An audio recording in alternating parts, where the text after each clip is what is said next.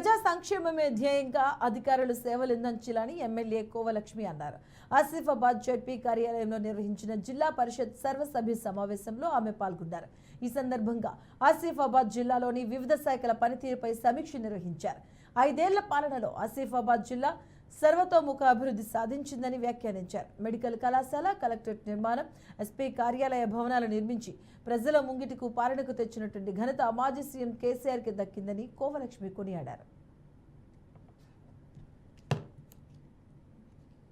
చైర్పర్సన్గా ఉన్నప్పుడు 4 సంవత్సరాలు పూర్తి చేసి తర్వాత నాకు ఎమ్మెల్యేగా అవకాశం వచ్చినప్పుడు నేను ఎమ్మెల్యేకి పోయిన తర్వాత రిజైన్ పెట్టిన తర్వాత వాళ్ళ అన్నగారు కోనప్ప అన్నగారు కోనేరు కృష్ణన్న గారు మరి వైస్ చైర్మన్గా మరి వారికి అవకాశం ఇవ్వడం జరిగింది.